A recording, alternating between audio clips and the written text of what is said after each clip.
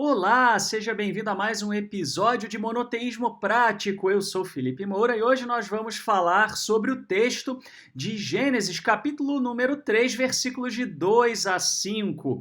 E o texto diz assim: Mas do fruto da árvore que está no meio do jardim, disse Elohim, não comereis dele, nem nele tocareis para que não morrais. Então a serpente disse à mulher, certamente não morrereis, porque Elohim sabe que no dia em que dele comerdes, se abrirão os vossos olhos e sereis como Elohim, sabendo o bem e o mal. Muito bem, o que a gente pode extrair de informação exegética aqui a respeito desse texto e como isso pode nos ajudar no nosso cotidiano? Como eu sempre digo, aqui nós vamos fazer um apanhado bem geral e quem quiser maiores informações pode assistir às nossas aulas sobre Gênesis, onde isso estará muito mais detalhado. Bom, primeiramente, quem é que escreveu esse texto? Esse texto ele é escrito por escribas do Reino do Sul, final do século 8 até o século 7 antes da Era Comum, e nessa época, então, o Reino de Israel já tinha sido exilado e a Assíria era um poder hegemônico importante. E por que isso é uma informação bastante relevante? Porque justamente a partir de bibliotecas, assírias, a partir de alguns registros assírios, a gente consegue ter uma ideia, de como na mitologia suméria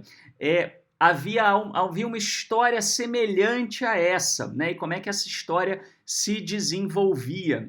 Então, a mitologia suméria, ela conta a história do primeiro homem, eles chamam de Adapa, e contam a história dele, a interação dele com uma serpente, que era Ningisida. Inclusive, eu falei sobre isso no último episódio. E por que isso é relevante? Porque na mitologia suméria, e certamente no momento em que a Assíria dominou ali aquela região, e se isso aparece como documentação importante nas bibliotecas, no que se tem de registro na realidade, histórico da Assíria, e se isso era importante, isso certamente permeou aquela cultura naquele momento.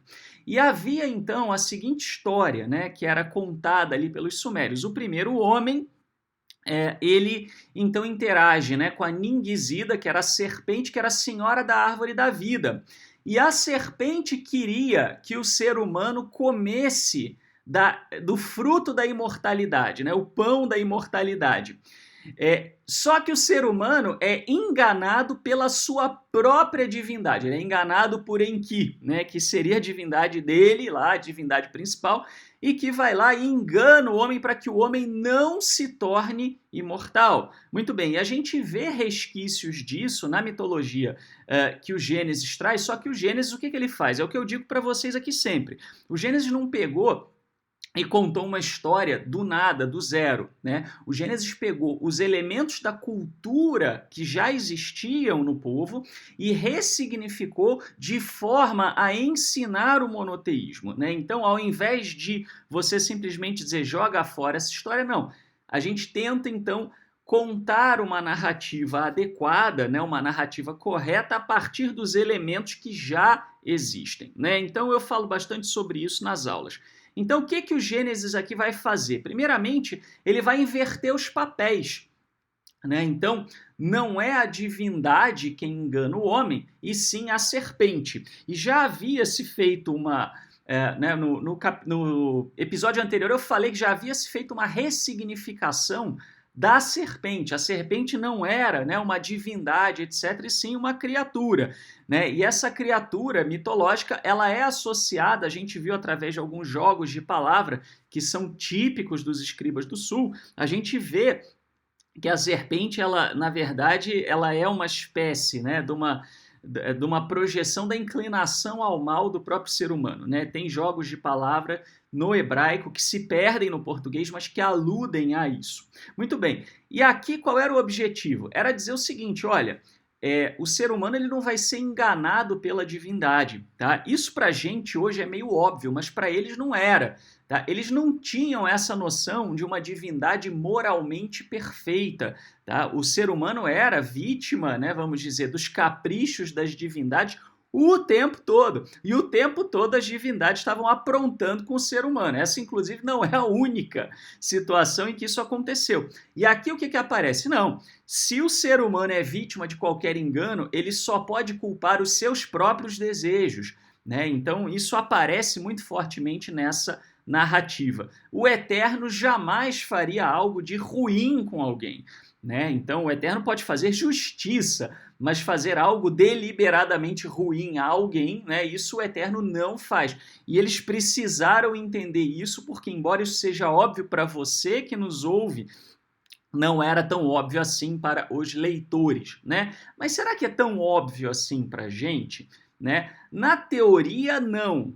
Na teoria é óbvio, mas na prática não é tão óbvio assim, né? E aí a gente entra nas lições práticas que nós podemos extrair a partir desse conhecimento mais acadêmico, mais bem fundamentado aí do livro de Gênesis, né? A primeira coisa é, ainda hoje, a gente tem muita gente que culpa o Eterno pelo mal. A pessoa está passando por qualquer dificuldade, tristeza, angústia, reviravolta da vida, adversidade, etc. E a pessoa logo se indaga: por que o Eterno fez isso comigo? Ou por que o Eterno permitiu isso? Né? As pessoas têm um pouco essa noção, né? Às vezes só falta achar que o Eterno é sádico, ficam bravas com o Eterno, ficam com raiva do Eterno, né? Ficam revoltadas, se afastam às vezes do Criador por causa disso.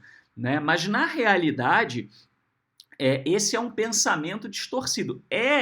Ele é um pensamento comum, ele é compreensível, o Eterno é paciente com esse tipo de pensamento, né? A gente vê o salmista brigando, né, às vezes, entre aspas, com o Eterno, então a gente sabe que isso é da natureza humana, às vezes a gente fica muito angustiado, a gente se pergunta essas coisas, mas a gente não pode acreditar nelas racionalmente, tá? Então, assim, uma coisa é você num momento de dificuldade, de adversidade, você ter esse sentimento, até mesmo pôr para fora o sentimento, não tem problema nenhum. O Eterno não é um tirano que não entende a sua humanidade, apesar das religiões muitas vezes colocarem ele nessa posição, né? Isso daí é o ser humano projetando as suas próprias maldades e intolerâncias no Criador. Mas na realidade, o Eterno entende que a gente sinta isso em alguns momentos de desespero, de angústia, etc. Né? Se até você é capaz de entender que uma pessoa que está passando por um momento difícil, né, ela está alterada e você dá o desconto, quem dirá o Eterno, que é infinitamente mais sábio do que nós. Né? Mas a gente não deve racionalmente acreditar nisso.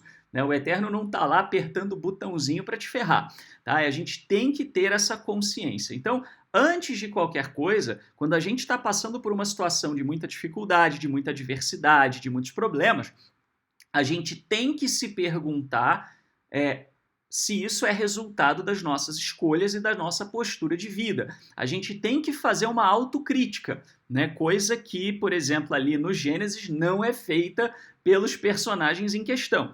Tá? Então, assim, o primeiro passo, está passando por uma adversidade, você precisa pensar, pera lá, aonde é que isso é fruto das minhas escolhas? Ou aonde é que eu estou passando por isso, mas está na minha mão mudar, e eu não estou mudando? Né? Eu estou com dificuldade de mudar, mas na verdade está na minha mão, não está na mão do Eterno. Então esse é um ponto importante que a gente tem que levar em consideração.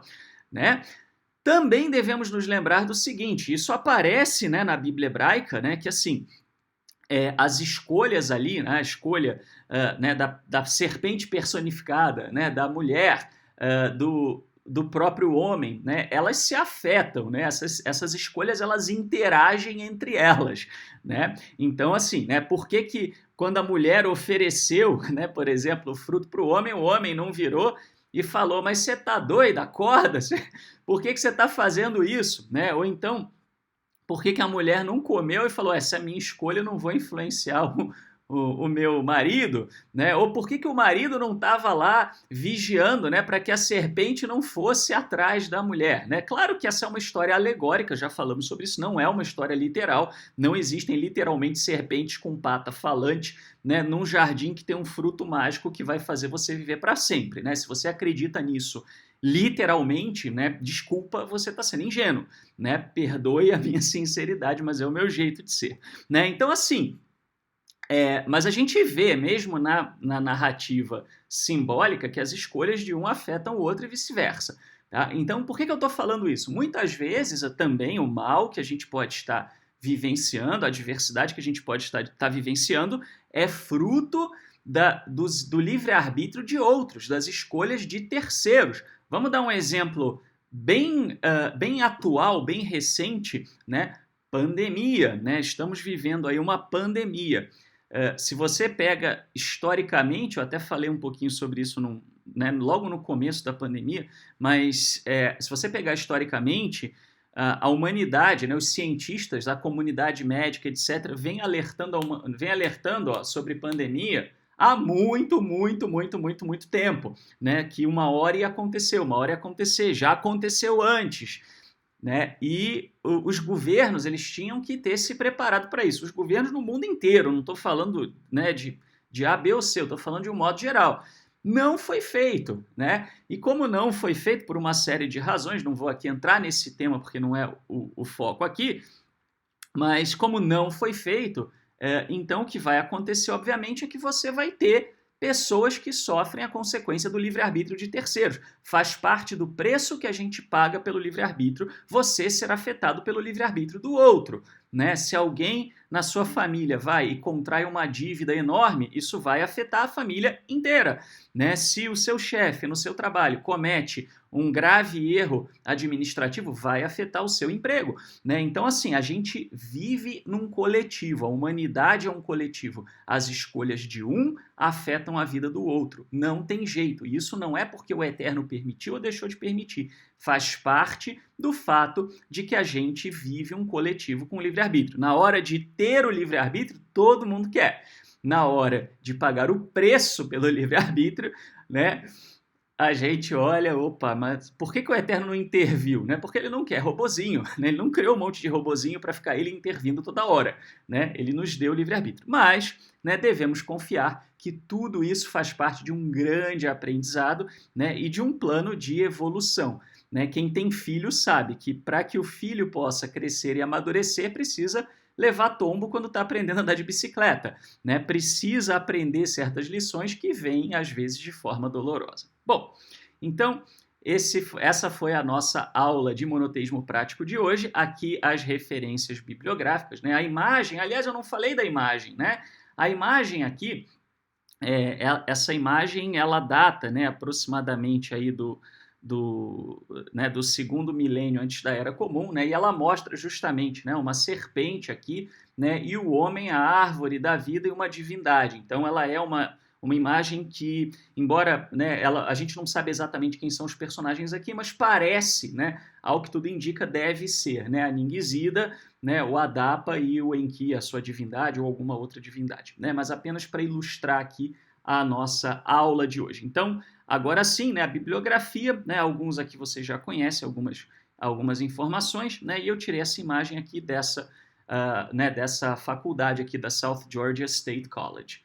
Bom, se você gosta da nossa aula e você quer discutir sobre algum tema, debater algum tema sobre a questão do monoteísmo na prática, nós temos um grupo de WhatsApp, acesse pelo seu navegador, monoteísta.org/zap, monoteísta.org/prática, e aí ele vai te levar no WhatsApp lá do nosso grupo para discutir na prática. Tá? Ou se você quer receber, toda vez que a gente manda um vídeo, eu não mando todo dia, toda hora, mas toda vez que a gente grava um vídeo e manda, né, a melhor maneira de você ser informado é pelo WhatsApp, é você se cadastrar no nosso grupo, né, para receber. Ele é um grupinho, mas não tem interação, só quando eu posto aparece alguma coisa. Para entrar, digite monoteísta.org/zap que você vai ser levado lá. Temos o nosso Instagram, Universo Monoteísta, Facebook, Universo Monoteísta também, né? Mas é aquele negócio, nem sempre eles mostram todo o conteúdo, então a melhor forma é você ir lá na página e navegar.